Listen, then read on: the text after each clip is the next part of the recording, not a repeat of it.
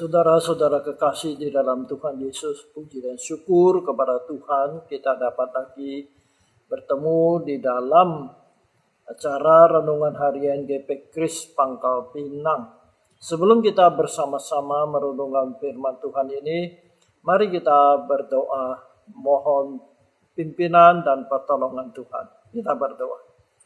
Bapa di dalam sorga, terima kasih untuk kesempatan yang Tuhan berikan kepada kami pada hari ini untuk bersama-sama merenungkan firman Tuhan. Kami mohon Roh Kudus membuka hati dan pikiran kami untuk mengerti kebenaran firman-Mu. Terima kasih Tuhan, pakailah hamba-Mu untuk menyampaikannya. Terima kasih. Dalam nama Tuhan Yesus kami berdoa. Amin.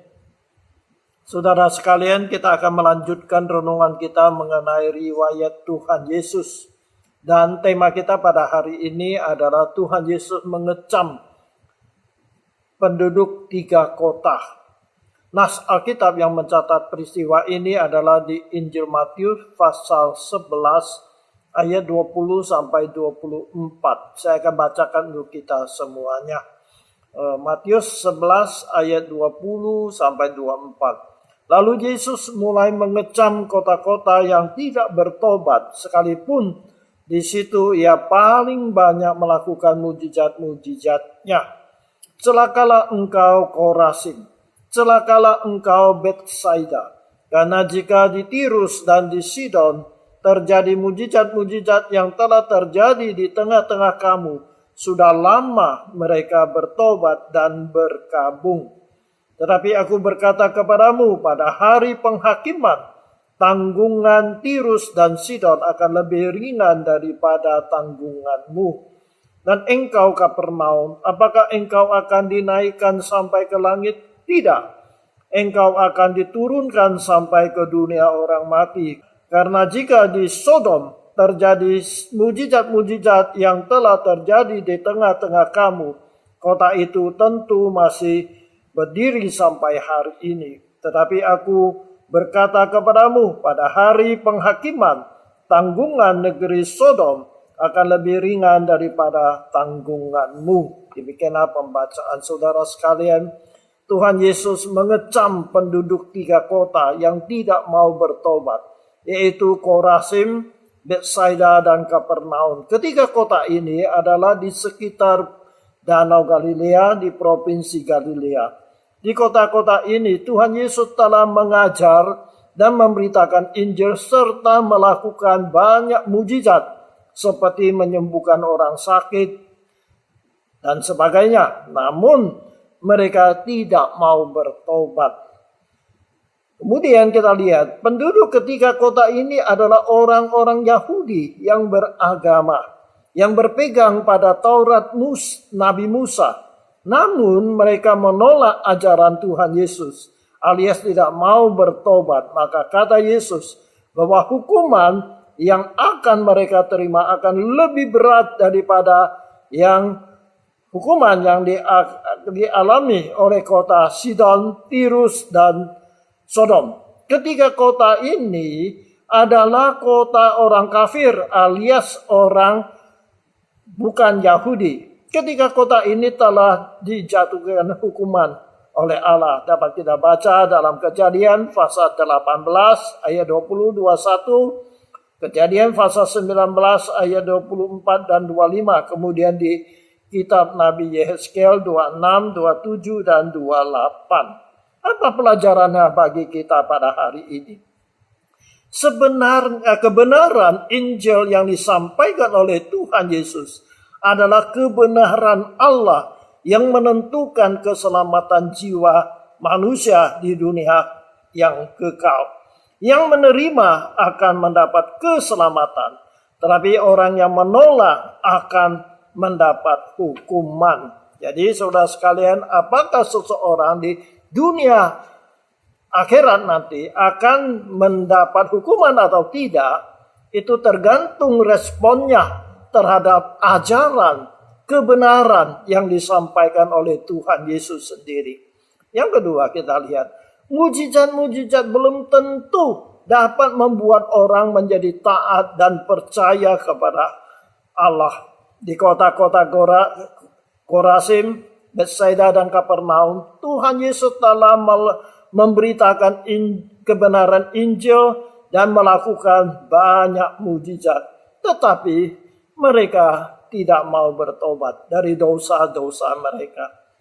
Padahal Tuhan Yesus sudah melakukan begitu banyak mujizat di kota mereka. Namun mujizat-mujizat itu tidak membuat mereka bertobat kembali kepada jalan yang benar. Itu yang kedua. Yang ketiga, tidak mau menanggapi kebenaran Injil keselamatan yang disampaikan oleh Tuhan Yesus juga merupakan dosa yang akan mendatangkan hukuman. Kita tahu orang-orang Korazim, Betsaida dan Kapernaum itu, mereka itu tidak mengusir Tuhan Yesus keluar dari kota mereka. Jadi mereka itu bukan menolak, tetapi mereka cuek saja, acuh tak acuh akan ajaran yang disampaikan oleh Tuhan Yesus. Dengan kata lain, mereka tidak mau peduli dengan apa yang disampaikan oleh Tuhan Yesus. Jadi saudara sekalian, orang yang mendapat hukuman ini bukan saja mereka yang menolak terhadap firman Tuhan, tetapi mereka yang tidak peduli, tidak ada respon akan firman Tuhan seperti ketiga kota ini. Mereka tidak mengusir Tuhan Yesus keluar dari kota mereka, tetapi mereka tidak mau peduli dengan apa yang diajarkan oleh Tuhan Yesus. Mereka cuek saja dengan apa yang diajarkan oleh Tuhan Yesus. Dan sikap ini mendatangkan hukuman atas mereka. Oleh sebab itu saudara sekalian, mari kita merespon ini.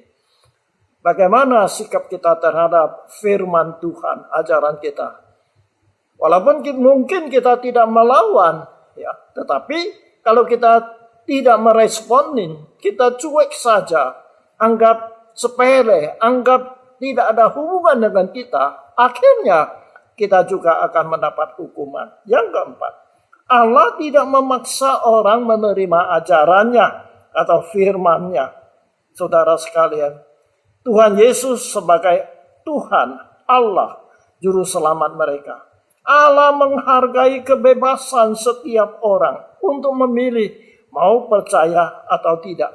Jadi Tuhan tidak memaksa ketika kota, ya tadi itu Korazim, Betsaida dan Kapernaum untuk menerima percaya kepada Dia. Tetapi bagaimana sikap mereka terhadap firman Tuhan, ajaran Tuhan yang disampaikan kepada mereka itu akan menentukan nasib mereka yang kekal.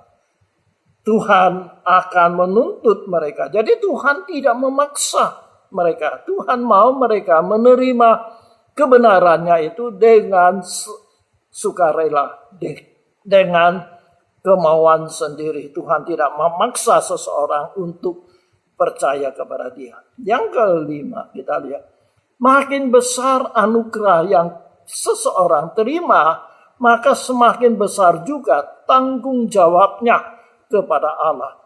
Tuhan Yesus banyak melakukan mujizat di tiga kota ini, Korazim, Betsaida dan Kapernaum. Tetapi Allah, Tuhan Yesus tidak melakukan mujizat di Tirus, Sidon, dan Sodom.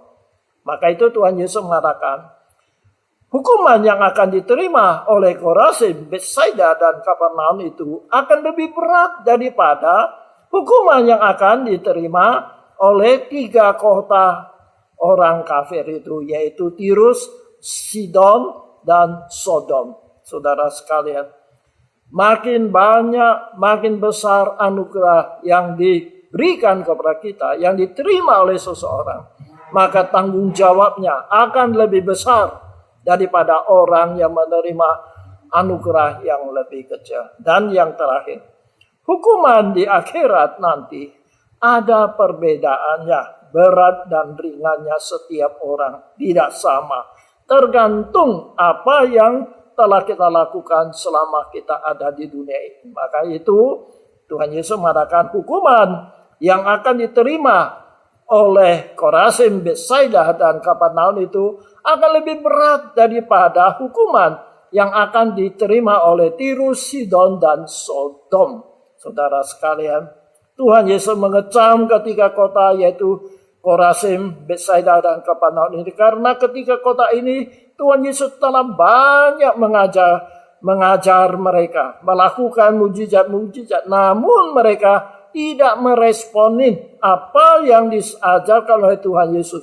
Walaupun mereka tidak mengusir Yesus keluar dari kota mereka, tetapi mereka itu tidak mau menanggapi ajaran yang disampaikan oleh Tuhan Yesus.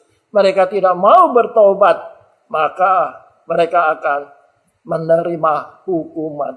Kiranya Tuhan menolong kepada kita supaya kita mengetahui respon seseorang terhadap ajaran firman Tuhan, Injil Tuhan itu akan menentukan nasib kita di dunia yang akhirat itu. Kiranya Tuhan menolong supaya kita meresponi firman Tuhan yang kita dengar. Kita bertobat daripada dosa-dosa kita, kesalahan kita. Jangan kita cuek saja akan firman Tuhan. Jadi orang yang dihukum bukan saja mereka yang menolak ajaran Tuhan, tetapi mereka yang mencuek saja, tidak peduli akan firman Tuhan, tidak meresponin firman Tuhan pun akan mendapat hukuman. Mari kita berdoa.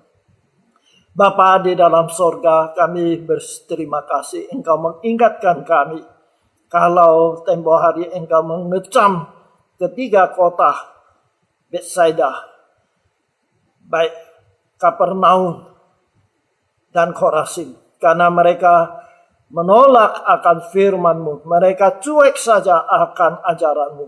Oleh sebab itu ya Tuhan, pada hari ini Engkau ingatkan kami supaya kami respon akan firman-Mu, karena firman-Mu itulah yang menentukan nasib kami di dunia akhirat nanti. Terima kasih Tuhan, biar kami menjadi orang yang berkenan di hati Tuhan, mengetahui, mendengar apa yang sudah kami dengar, supaya kami lakukan. Bukan kami tahu saja, tetapi tidak meresponinya. Terima kasih Tuhan, inilah permohonan kami. Dalam nama Tuhan Yesus kami berdoa. Amin. Kiranya Tuhan berkati kita, sampai bertemu lagi pada kesempatan yang lain.